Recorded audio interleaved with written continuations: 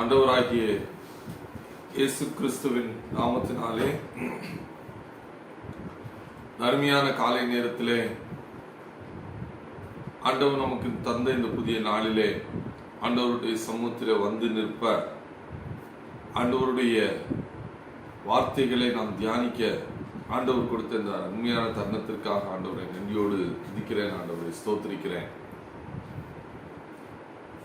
ஒவ்வொரு நாட்களும் ஆண்டவர் நமக்கு தரக்கூடிய ஈவாக அவருடைய கிருபையை நாம் நினைவு கூறும்படியாக ஆண்டவருடைய பாதத்திலே காத்திருக்கும் போது ஒவ்வொரு நாளும் ஆண்டவர் தம்முடைய புது கிருபைகளினால புதிய பலத்தினாலே நம்மை நிரப்பக்கூடிய தேவனாக இருக்கிறார். அப்படியே கண்களை மூடி ஒரு நிமிஷம் ஆண்டவர் நோக்கி பார்ப்போமா? எங்களை அதிகமாய் நேசிக்கிற எங்கள் அன்பும் மிகுந்த இரக்கமும் நிறைந்த சர்வ வல்லமையுள்ள பரமபிதாவே, ஆண்டவரே, இந்த ஆசீர்வதிக்கப்பட்ட நாளுக்காக நன்றியுள்ள இதயத்தோடு துதிக்கிறோம், ஸ்தோத்திரிக்கிறோம். தகப்பனே, நீ சர்வ வல்லமையுள்ள தேவனாக இருக்கிறீர், வாக்கு மாறாத தேவனாக இருக்கிறீர், வாக்கு தத்தத்திலே உண்மையுள்ள தேவனாக இருக்கிறீர். ஆண்டவரே, உம்முடைய கிருபைகள் உம்முடைய இரக்கம் மாறாதவையாக இருக்கிறதப்பா. மாறாத தேவன் எங்களோடு கூட இருப்பது எங்களுக்கு அற்புதமாக இருக்கட்டும், அதிசயமாக மாற்றி தருவீராக. அதிசயங்களை காண பண்ணுவேன் என்று வாக்கு பண்ணின தேவன் ஆண்டவரே, நீர் எங்க வாழ்க்கையில நன்மையான பாதைகளிலே நடத்துகிற அன்புக்காக நன்றி. சோர்ந்து போகாதபடிக்கு நீர் எங்களை பாதுகாத்து வழி நடத்துகிற அன்புக்காக நன்றி. உடைய கிருபையினால இரக்கங்களினால முடிசூட்டுகிற அன்புக்காக நன்றி. ஒவ்வொரு கிரியைகளிலும் அப்பா உம்முடைய கரம் எங்களோடு கூட நீங்களை வழி நடத்தட்டாப்பா, பாதுகாத்துக் கொள்ளுங்க. ஆண்டவரே, நாங்கள் உடைய சமூகத்தில் இந்த நேரத்தில் காத்திருக்கும் போது உம்முடைய வார்த்தை எங்களோடு கூட இடைப்படட்டும். எங்களுடைய இருதயத்திற்கு என்ன தேவையோ அதை நீர் எங்களுக்கு கற்றுக் கொடுப்பீராக. அன்பின் கரத்தில் தாழ்த்தி அர்ப்பணிக்கிறோம். மீட்பர் இயேசுவின் இனிய நாமத்திலே கேட்கிறோம், எங்கள் ஜீவனுள்ள பரமபிதாவே, ஆமென், ஆமென். ஆண்டவராகிய இயேசு கிறிஸ்துவின் நாமத்தினாலே உங்களை ஒரு விசை கூட வாழ்த்துகிறேன். இந்த நேரத்திலே கூட நம்முடைய காலை தியானத்திற்காக சங்கீதங்களின் புஸ்தகம் 29வது அதிகாரம் 11வது வசனத்தை நாம் வாசிக்கலாம். சங்கீதம் 29:11. கர்த்தர் தமது ஜனத்திற்கு பலன் கொடுப்பார், கர்த்தர் தமது ஜனத்திற்கு சமாதானம் அருளி அவர்களை ஆசீர்வதிப்பார். எவ்வளவு ஒரு அருமையான வார்த்தை! கர்த்தர் தம்முடைய ஜனத்திற்கு பலனை கொடுக்கிறார், கர்த்தர் தமது ஜனத்திற்கு சமாதானத்தை அருளுகிறார், அவர்களை ஆசீர்வதிப்பார். சோ 3 விதமான கிரியைகளை இந்த இடத்திலே பார்க்கிறோம். ஆண்டவர் தன்னுடைய ஜனங்களுக்கு என்னென்ன நன்மைகளை கொடுக்கிறார், அவர் எப்படிப்பட்ட காரியங்களை செய்கிறார் என்று சொல்லி பார்க்கும்போது, முதலாவது ஆண்டவர் தன்னுடைய ஜனத்திற்கு பலன் கொடுக்கிற தேவனாக இருக்கிறார். அவர் தன்னுடைய ஜனத்திற்கு சமாதானத்தை கொடுக்கிற தேவனாக இருக்கிறார். பலனையும் சமாதானத்தையும் மாத்திரம் அல்ல, ஆசீர்வதிக்கவும் செய்கிற தேவனாக இருக்கிறார். ஆண்டவருடைய ஜனம் தேவனுடைய சொந்த ஜனம். அருமையான தேவனுடைய பிள்ளையே, இந்த 29வது அதிகாரத்திலே மாத்திரம் நாம் பார்க்கும்போது கர்த்தர் என்று சொல்லப்பட்ட வார்த்தை 18 முறை வருகிறது. கர்த்தர் என்கிற வார்த்தையும் பலன் என்கிற தம் ஜனத்துக்கு என்று சொல்லி ஒரு விசேஷமாக அவர் சொல்லி இருக்கிற வார்த்தையும் கிட்டத்தட்ட 18 முறை கர்த்தர் தமது ஜனத்திற்கு, கர்த்தருடைய சத்தம், அப்படிப்பட்ட காரியங்கள் வருகிறத நம்ம பார்க்க முடியும். அருமையான தேவனுடைய பிள்ளையே, நம்முடைய வாழ்க்கையில நாம் தேவனுடைய ஜனமாக இருக்கிறோம், கர்த்தருடைய ஜனமாக இருக்கிறோம். கர்த்தருடைய ஜனம் யார் என்று சொல்லி பார்க்கும்போது, கர்த்தருடைய ஜனம் கர்த்தரோடு கூட ஒரு தொடர்பு வைத்துக் கொள்ளக்கூடிய ஒரு கூட்டமாக இருந்தது. கர்த்தரோடு ஒரு சம்பந்தம் வைத்துக் கொள்ளக்கூடிய ஒரு கூட்டம். கர்த்தரின் சத்தம் அந்த ஜனங்களுடைய வாழ்க்கையில கேட்கப்பட வேண்டும், துணிக்கப்பட வேண்டும். இரண்டாவது, கர்த்தருடைய நாமத்தின் மேல் உள்ள உறவு நமக்கு வேணும். அருமையான தேவனுடைய பிள்ளைகளே, நம்முடைய வாழ்க்கையில நாம் கர்த்தருடைய ஜனமாக இருக்கிறோமா? நம்முடைய வாழ்க்கையில எல்லா சூழ்நிலைகளிலும் நாம் கர்த்தருடைய பிள்ளை என்கிற நம்பிக்கை நம்முடைய வாழ்க்கையில காணப்படுகிறதா? ஆண்டவர் விரும்புகிற காரியம் இதுதான். அவருடைய நாமத்தின் மேல் அதிகாரத்தோடு கூட அவரை தன்னுடைய சொந்த இரட்சகராக அவருடைய இரத்தத்தினாலே கழுவப்பட்டு அவருடைய இரத்தத்தின் மூலமாக நம்முடைய பாவங்கள் கழுவப்பட்டது என்ற நிச்சயம் ஏற்பட்டு தேவனை விசுவாசிக்கும் போது, அவரை அறிக்கை பண்ணும் போது, கர்த்தரே என்னுடைய ஆண்டவர் என்று சொல்லி அறிக்கை பண்ணும் போது ஆண்டவருடைய சொந்த பிள்ளைகளாக ஆண்டவர் நம்மை மாற்றுகிறார். எனக்கு அருமையான தேவனுடைய பிள்ளைகளே, நம்முடைய வாழ்க்கையில கூட ஆண்டவர் நம்மை எப்படி தெரிந்தெடுக்கிறார் என்று சொல்லி பார்க்கும்போது, லேவியராகமம் புஸ்தகத்தில் நீங்க படிச்சீங்கன்னா அநேக முறை என் ஜனம், கர்த்தருடைய ஜனம் எப்படி இருக்க வேண்டும், தேவன் நம்மை பரிசுத்தமாக்க வேண்டும் என்று சொல்லி ஒரு பரிசுத்த ஜனமாக ஆண்டவர் என்னையும் உங்களையும் தங்களுக்காக பிரித்தெடுத்தார், தெரிந்தெடுத்தார். அருமையான தேவனுடைய பிள்ளையே, நானும் நீங்களும் தேவனுடைய ஜனம் என்று சொல்லி நினைப்போம்னா முதலாவது காரியம் அவரோடு உள்ள ஒரு ஐக்கியம் நமக்கு வேணும். எப்படிப்பட்ட ஐக்கியம்? அவர் என்னுடைய தகப்பன், அவருடைய பிள்ளை நான் அவருடைய சொந்த பிள்ளையாக இருப்பதினாலே அவருடைய கூட்டத்தோடு கூட ஜனத்தோடு கூட நானும் இருக்கிறேன் என்கிற ஒரு அறிவு நமக்கு வேண்டும். எனக்கு அருமையான தேவனுடைய பிள்ளையே, ஆண்டவருடைய ஜனம் என்று சொல்லி நாம் பார்க்கும்போது ஆண்டவர் நம்மை பரிசுத்தமாக்க வேண்டும், தெரிந்தெடுக்க வேண்டும். தனக்காக அவர் தெரிந்தெடுத்தார் என்று சொல்லி பார்த்தோம். ஆனா அதே நேரத்தில் 2 கொரிந்தியர் 6வது அதிகாரம் 2 கொரிந்தியர் 6வது அதிகாரம் கடைசி பகுதிகளிலே நாம் பார்க்கும்போது 2 கொரிந்தியர் 6வது அதிகாரத்தின் கடைசி பகுதி 16வது வசனம், தேவனுடைய ஆலயத்திற்கும் விக்கிரகங்களுக்கும் சம்பந்தம் ஏது? நான் அவர்களுக்குள்ளே வாசம் பண்ணி அவர்களுக்குள்ளே உலாவி அவர்கள் தேவனாய் இருப்பேன், அவர்கள் என் ஜனங்களாய் இருப்பார்கள் என்று தேவன் சொன்னபடி நீங்கள் தேவனுடைய ஆலயமாய் இருக்கிறீர்கள். ஆனபடியால் நீங்கள் அவர்கள் நடுவில் இருந்து புறப்பட்டு பிரிந்து போய் அசுத்தமானதை தொடாதிருங்கள் என்று கர்த்தர் சொல்லுகிறார். அருமையான தேவனுடைய பிள்ளையே, அந்நிய நுகத்திலே அவிசுவாசிகளுடன் பிணைக்கப்படாதிருப்பீர்களாக. நீதிக்கும் அநீதிக்கும் சம்பந்தம் ஏது? ஒளிக்கும் இருளுக்கும் ஐக்கியம் ஏது? கிறிஸ்துவுக்கும் பேலியாளுக்கும் இசைவேது? அவிசுவாசியினுடனே விசுவாசிக்கு பங்கேது? அருமையான தேவனுடைய பிள்ளைகளே, நாம் தேவனுடைய ஜனமாய் இருக்கும் போது நமக்கும் உலக ஜனங்களுக்கும் இடையிலே ஒரு வித்தியாசம் உண்டு. நம்முடைய வாழ்க்கை வித்தியாசமாக பிரித்தெடுக்கப்பட்ட வாழ்க்கை. மற்றவர்கள் செய்கிற எல்லா காரியத்தையும் செய்ய நம்மாலே முடியாது. ஏன்னா நாம் தேவனுடைய ஜனமாக இருக்கிறோம். ஏன்னா நான் தேவனுடைய ஜனமாக இருந்தாதான் தேவன் நமக்கு பலனை கொடுத்து நமக்கு சமாதானத்தை தந்து நம்மை ஆசீர்வதிக்க முடியும். நான் அவருடைய ஜனம், நான் அவருடைய பிள்ளை என்ற அறிவு நமக்கு எல்லா சூழ்நிலையிலும் நம்முடைய வாழ்க்கையில காணப்பட வேண்டும். அருமையான தேவனுடைய பிள்ளையே, கர்த்தருடைய சத்தத்தை நாம் அந்த 29வது அதிகாரத்தில் பார்க்கிறோம். கர்த்தருடைய சத்தம் எங்கெங்கெல்லாம் இருக்கு, எப்படிப்பட்ட இடங்கள் எல்லாம் தேவன் செயல்படுகிறார் என்று சொல்லி பார்க்கும்போது 10வது வசனம் 11வது வசனத்திலே கர்த்தர் எங்க இருக்கிறார்? பரலோகத்தில் சிங்காசனத்திலே அவர் வீற்றிருக்கிறதை நாம் பார்க்க முடியும். ராஜாதி ராஜாவாக அவர் வீற்றிருக்கிறார். அதே வண்ணமாக நீங்க பாத்தீங்கன்னா 1, 2 ஆகிய வசனங்களிலே நாம் பார்க்கும்போது அவருடைய பரிசுத்த, அவருடைய பரலோக ஆலயத்தை குறித்து அதிலே சொல்லப்பட்டிருக்கிறது.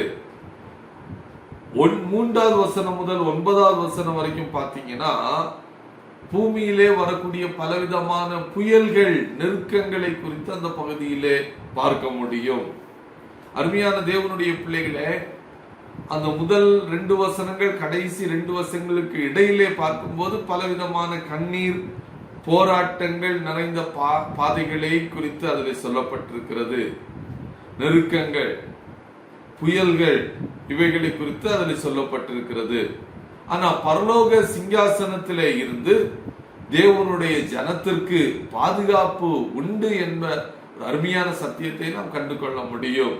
நானும் நீங்களும் தேவனுக்காக பிரித்தெடுக்கப்பட்ட, விருத்த சேதனம் பண்ணப்பட்ட, பரிசுத்த நிறைந்த, அசுத்தத்திற்கு விலகி நடக்கிற பிள்ளைகளாக நம்மை விட்டு கொடுப்போமானால் நமக்கும் எகிப்தியருக்கும் இடையிலே, இஸ்ரவேல் ஜனங்களுக்கும் எகிப்தியருக்கும் இடையிலே இருந்த வித்தியாசத்தை போல நமக்கும் ஆண்டவரை அறியாத உலக ஜனங்களுக்கும் இடையிலே வித்தியாசம் இருக்கும் போது ஆண்டவர் சொல்லுகிற காரியங்கள், இயேசு கிறிஸ்துவை இரட்சகராக ஏற்றுக்கொண்டு அவர் மூலமாக நானும் நீங்களும் நீதிமான்கள் ஆக்கப்படும் போது, பிரித்தெடுக்கப்பட்ட வாழ்க்கை வாழும் போது ஆண்டவருடைய சொந்த ஜனமாக நானும் நீங்களும் மாறுறதை நம்ம கண்டு கொள்ள முடியும்.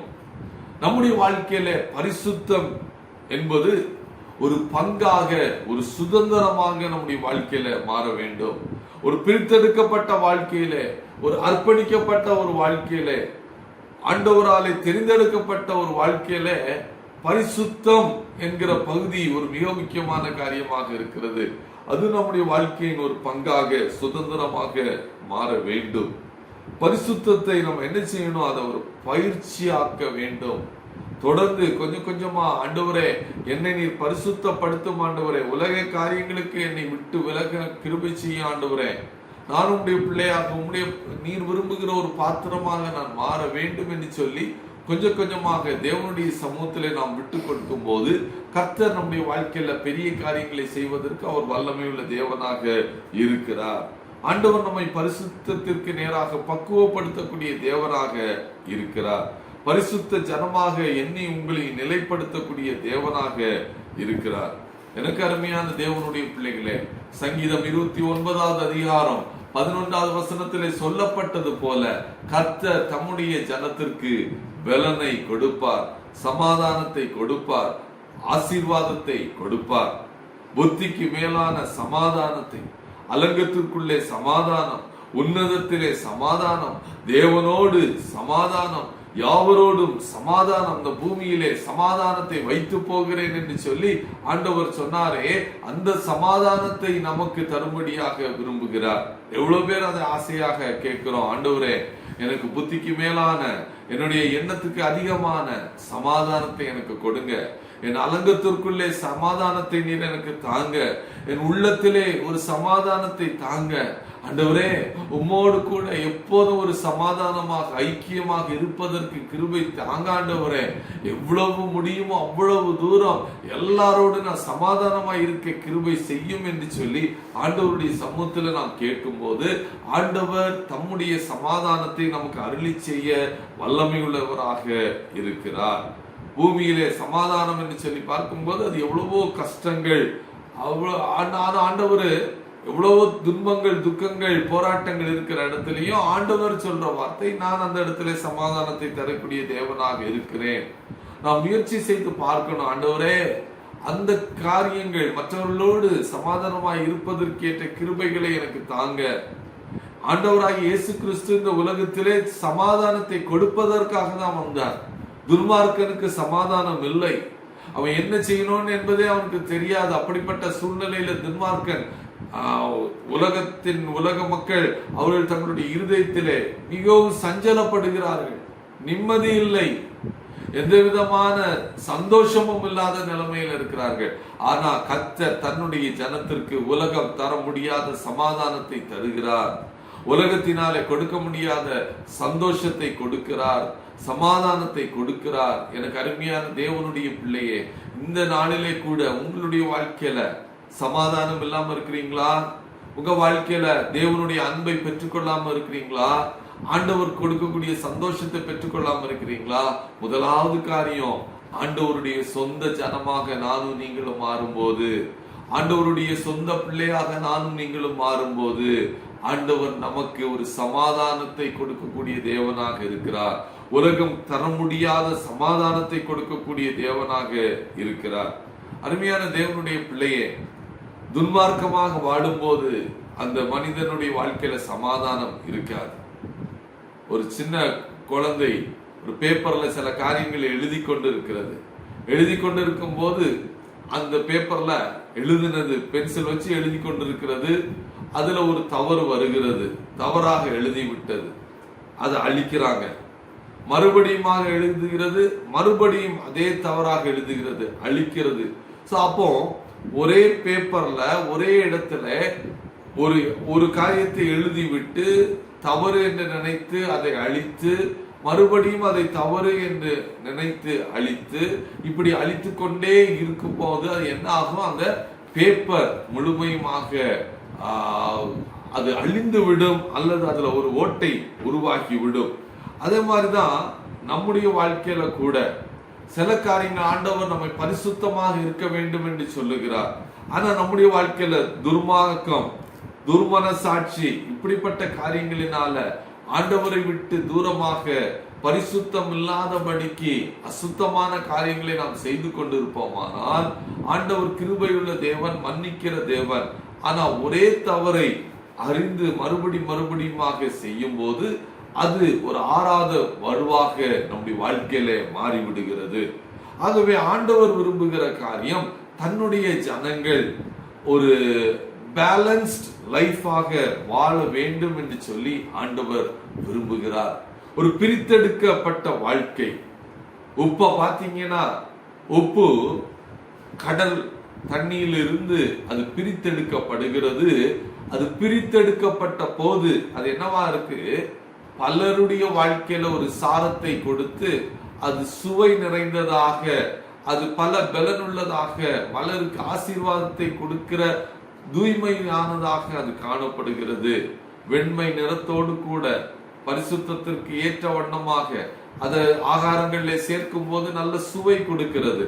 இப்படிப்பட்ட பயனுள்ள உப்பு மறுபடியும் பிரித்தெடுக்கப்பட்ட வாழ்க்கையிலிருந்து மறுபடியும் அது தண்ணீரோடு ஒட்டி கொள்ளவோ அல்லது மறுபடியுமாக கடல் தண்ணீரிலே நான் சேர்ந்து விடுகிறேன் என்று சொல்லி அது சேர்ந்து விட்டால் அதனுடைய சாரம் எல்லாம் குறைந்து போகும். அது எதற்கும் பயன்படாதபடிக்கு அதை நாம் குப்பையிலே கொட்டுவதற்கு ஏற்ற வண்ணமாக அல்லது எதற்கும் பயன்படாத ஒரு பாத்திரமாக அது மாறிவிடுகிறது.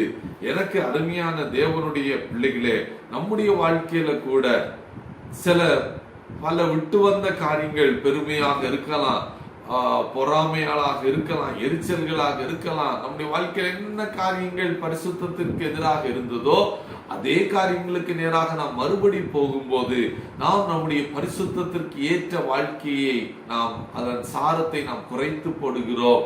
அது நம்முடைய வாழ்க்கையில தேவையில்லாத காரியங்களை கொண்டு வருகிறதாக இருக்கிறது. எனக்கு அருமையான தேவனுடைய பிள்ளையே, தேவனுடைய ஜனம் சமாதானத்தை ஆண்டவர் கொடுக்கிறார். தேவனுடைய ஜனம் அதற்கு ஆண்டவர் பலனை கொடுக்கிறார். தேவனுடைய ஜனம் மகிழ்ந்து களி கூறக்கூடிய கிருபைகளை ஆண்டவர் கொடுக்கிறார். 85வது சங்கீதம் 85வது அதிகாரம் 6வது வசனத்துல நாம் பார்க்கும் போது அது இப்படியாக சொல்லப்பட்டிருக்கிறது. சங்கீதம் 85வது அதிகாரம் 6வது வசனம். அதுல ஆண்டவர் சொல்லுகிறார்,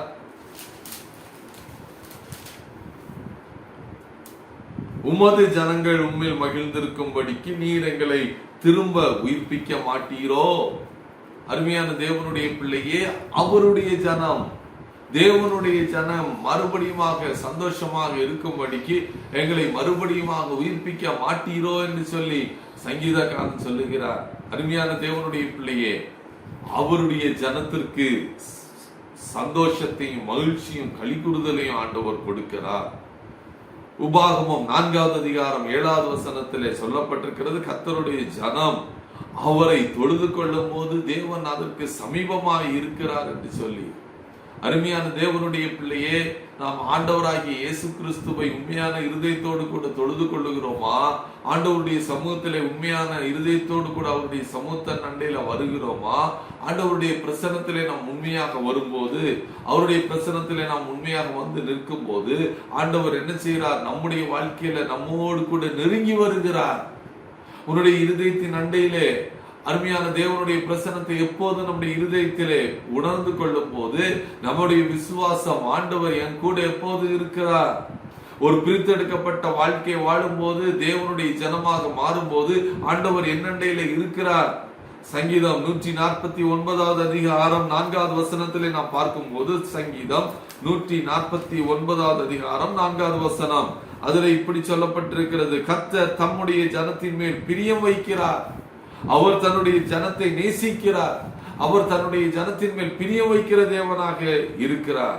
சங்கீதம் 147 அதிகாரம் 20வது வசனம் இப்படியாக சொல்லுகிறது: அவர் வேற எந்த ஜாதிக்கும் இப்படி செய்ததில்லை, அவருடைய நியாயங்களை அறியாமற் போகிறார்களே. அருமையான தேவனுடைய பிள்ளைகளே, ஆண்டவர் நமக்கு சில நியாயங்களை கொடுத்திருக்கிறார். மற்ற ஜனங்களுக்கு அப்படிப்பட்ட பிரமாணங்கள் இல்லை.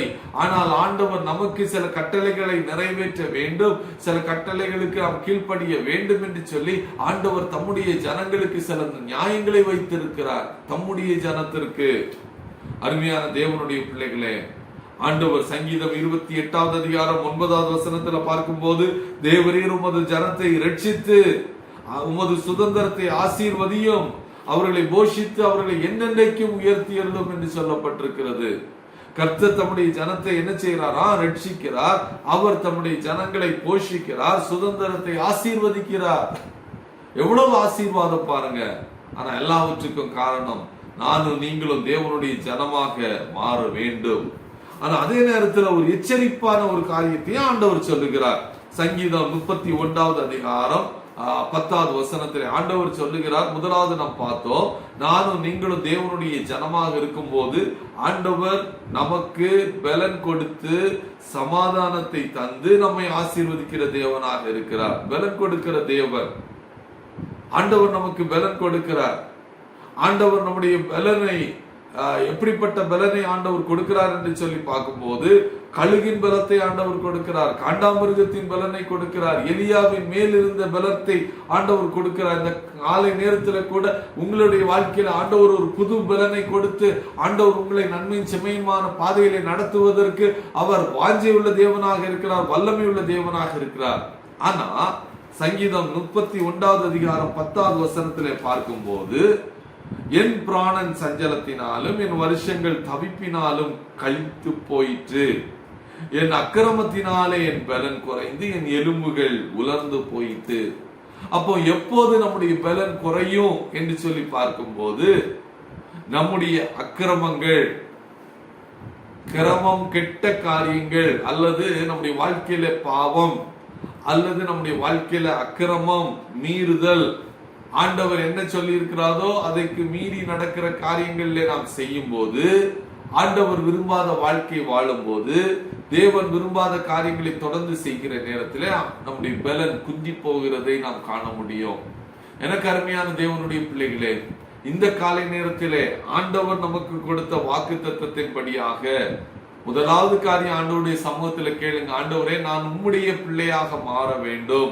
ஆண்டவரே, நான் உம்முடைய ஜனமாக மாற வேண்டும். ஆண்டவரே, ஆண்டவரே, நான் உம்முடைய ஜனமாக மாறும் போது நீர் எனக்கு பலனை கொடுக்கிறீர், காண்டாமிருகத்துக்கு ஒப்பான பலனை கொடுக்கிறீர்.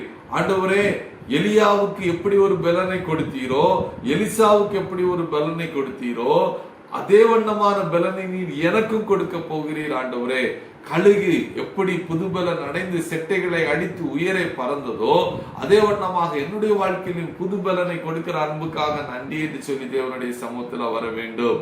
அதே வண்ணமாக தேவன் தம்முடைய ஜனத்திற்கு தமது சமாதானத்தை கொடுக்கக்கூடிய தேவனாக இருக்கிறார். சமாதானம் இல்லாம இருக்கிறீங்களா? சந்தோஷம் இல்லாம இருக்கிறீங்களா? ஆண்டவருடைய ஜனமாக நாம் மாறும்போது, ஒரு பிரித்தெடுக்கப்பட்ட வாழ்க்கையை வாழும்போது, உலகத்திற்கும் நமக்கும் உள்ளே ஒரு வித்தியாசம் உள்ள வாழ்க்கையை வாழும்போது ஆண்டவர் நமக்கு சமாதானத்தை கொடுக்கிற தேவனாக இருக்கிறார். எப்படிப்பட்ட சமாதானத்தை கொடுக்கிறார்? புத்திக்கு மேலான சமாதானம், அலங்கத்திற்குள்ளே சமாதானம், உள்ளத்திலே சமாதானம், தேவனோடு சமாதானம். நாம எப்படி இருக்கணும்? எவ்வளவு முடியுமோ அவ்வளவு தூரம் யாவரோடும் சமாதானமாக இருக்க கற்றுக்கொள்ள வேண்டும். அப்படி இருக்கும்போது தேவன் தன்னுடைய சொந்த ஜனத்தை ஆசீர்வதிக்கக்கூடிய தேவனாக இருக்கிறார். அப்படியே கண்களை மூடி நாம் ஜெபிக்கலாமா?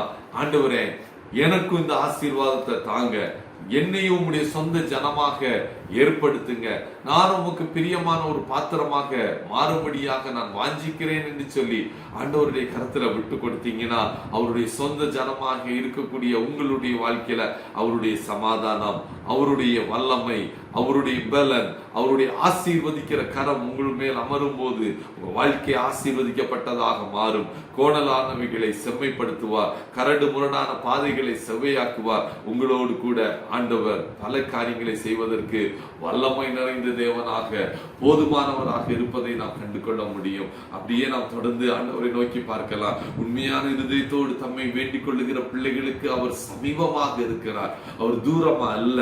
உண்மையான உங்களுடைய இருதயத்தை பார்க்கிறார், உங்களுடைய இருதயத்தின் ஆழங்களை ஆண்டவர் நோக்கி பார்க்கிறார். எந்த சூழ்நிலையில இருக்கிறீங்களோ, எந்த நிலைமையில இருக்கிறீங்களோ, இருக்கிற நிலைமையில் அப்படியே ஆண்டவருடைய கருத்துல விட்டு கொடுக்கும் போது இந்த நாளை ஆண்டவர் உங்களுக்கு ஆசீர்வதிக்கப்பட்ட ஒரு நாளாக மாற்றி கொடுக்க போகிறார். உங்களுடைய இருதயத்தின் ஆழத்தில் ஒரு பெரிய சமாதானத்தை ஆண்டவர் கொடுக்க போகிறார்.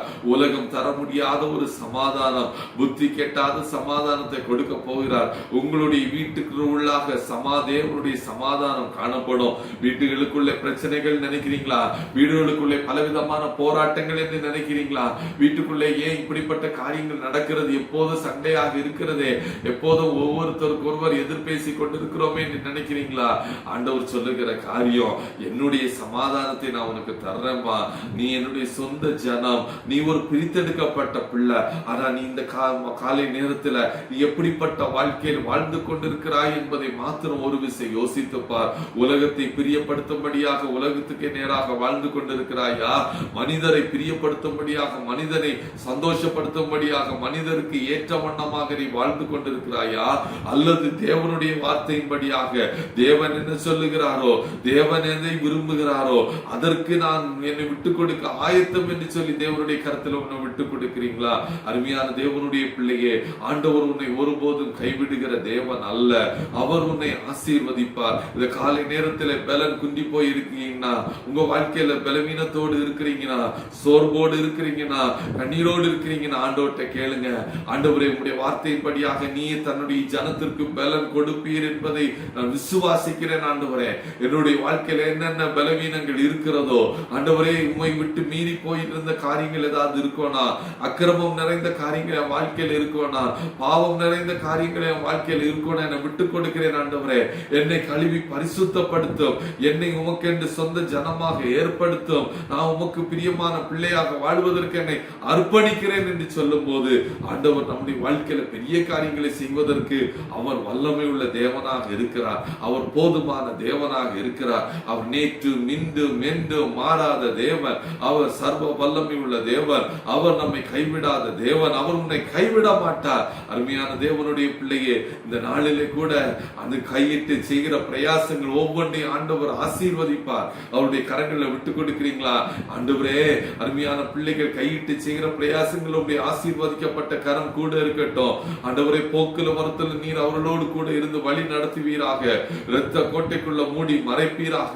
ஏசப்பாவுடைய ஆண்டவரே, உம்முடைய திட்டங்களை செய்வதற்கு, உம்முடைய இருதயத்தின் வாஞ்சைகளை நிறைவேற்றுவதற்கு ஏற்ற பாத்திரமாக எங்கள் ஒவ்வொருத்தரையும் மாற்றுவீராக. அழிந்து போகிற ஆத்துமாக்களுக்காக ஆண்டவரே நாங்கள் செயல்படும்படியான கிருபை கொடுப்பீராக. உம்முடைய வார்த்தைகளை பகிர்ந்து கொள்ளக்கூடிய பாக்கியத்தை கொடுப்பீராக. ஆண்டவரே, தேசத்தை சந்தியும் என்று சொல்லுகிறோம். ஆனா எங்களை சுற்றிலும் உள்ள ஜனங்களுக்கு நாங்கள் உம்முடைய வார்த்தைகளை எடுத்துக்கொள்ளும்படியான கிருபையை, வாய்ப்புகளை நீர் கொடுக்கும் போது அதை பயன்படுத்தும்படியான கிருபை எங்களுக்கு தருவீராக. நல்ல தேவனே, எங்களுடைய வாழ்க்கையில பெரிய காரியங்களை செய்யும்ப்பா, ஆசீர்வாதமான காரியங்களை செய்யும் ஆண்டவரே. பலப்படுத்துங்க ஆண்டவரே, தாங்கிக் கொள்ளுங்க ஆண்டவரே, ஏந்திக் கொள்ளுங்க ஆண்டவரே. எங்களை சுமந்து ஆண்டவரை வழி நடத்துவீராக. நன்மையினால் எங்களை திருப்தி ஆக்குவீராக. உடைய இரக்கங்களினால் எங்களை மூடிக்கொள்ளுவீராக. அப்பா உமக்கு நன்றி, அப்பா உமக்கு நன்றி, இயேசுவே உமக்கு நன்றி, இயேசுவே உமக்கு நன்றி அப்பா, ஏசப்பா உமக்கு நன்றி அப்பா, ஏசப்பா உமக்கு நன்றி. நன்றி செலுத்துகிறோம் ஆண்டவரே, நன்றி செலுத்துகிறோம் ஆண்டவரே. நீர் எங்களோடு கூட இருக்கிறபடியால் உமக்கு நன்றி அப்பா. எங்கள் மேல் ஆண்டவரை இரக்கமுள்ள தேவனாக இருக்கிறபடியால் உமக்கு நன்றி ஆண்டவரே. இந்த நாளின் ஒவ்வொரு நேரத்தையும் நீர் பொறுப்படுத்திக் கொள்வீராக. கர்த்தர் எங்கள் முன்பதாக கடந்து போவீராக. எங்களை உம்முடைய பரிசுத்த பிள்ளைகளாக தெரிந்தெடுத்த அன்புக்காக நன்றி. தொடர்ந்து நீர் வழி நடத்துங்க ஆண்டவரே. உம்முடைய பிரசன்னம் எங்களோடு கூட இருந்து பலப்படுத்தட்டும், தாங்கட்டும் ஆண்டவரே. ஊழியங்களிலே உம்முடைய கரங்கள் எங்களோடு கூட இருக்கட்டும். கர்த்தருக்காக எழுப்பி பிரகாசிக்க, கர்த்தருக்காக செயல்படக்கூடிய ஒரு பாக்கியத்தை நீர் எங்களுக்கு தருவீராக. இது அப்படி செய்கிற அன்புக்காக நன்றியோடு துதிக்கிறோம். தொடர்ந்து பலப்படுத்தும், பாதுகாத்துக் கொள்ளும். அன்பின் கருத்தரை தாழ்த்தி அர்ப்பணிக்கிறோம். மீட்பர் இயேசுவின் இனிய நாமத்திலே கேட்கிறோம் எங்கள் ஜீவனுள்ள பரமபிதாவே. ஆமென், ஆமென். என் ஆத்துமாவே கர்த்தரை ஸ்தோத்திரி, என் முழு உள்ளமே அவருடைய பரிசுத்த நாமத்தை ஸ்தோத்திரி. என் ஆத்துமாவே கர்த்தரை ஸ்தோத்திரி. கர்த்தர் செய்த சகல உபகாரங்களை மறவாதே. அவர் அக்கிரமங்களை எல்லாம் மன்னித்து, நோய்களை எல்லாம் குணமாக்கி, ஒரு பிராணனை அழிவுக்கு விலக்கி மீட்டு, கிருபையினாலும் இரக்கங்களினாலும் முடிசூட்டி, நன்மையினால் உன் வாயை திருப்தியாக்குகிறார். கழுக்கு சமானமாய் வயது திரும்ப வால வயது போலாகிறது. ஆமேன், ஆமேன். கர்த்தர் தாமே உங்கள் ஒவ்வொருத்தரையும் ஆசீர்வதிப்பாராக. இந்த நாள் கர்த்தருடைய பலனை பெற்றுக் கொள்ளுகிற நாளாக, கர்த்தருடைய சமாதானத்தின் ஆசீர்வாதத்தை பெற்றுக் கொள்ளுகிற நாளாக, கர்த்தருடைய ஆசீர்வதிக்கிற கரம் நம்மேல் அமர்ந்து அவருடைய ஆசீர்வாதத்தை சுதந்திரித்துக் கொள்ளுகிற ஒரு நாளாக ஆண்டவர் இந்த நாளை நமக்கு மாற்றி தருவாராக. ஆண்டவருடைய கரம், ஆண்டவருடைய சொந்த ஜனமாக இருக்கக்கூடிய அந்த சந்தோஷம் நம்முடைய வாழ்க்கையில வருவதாக. God bless you. God bless you.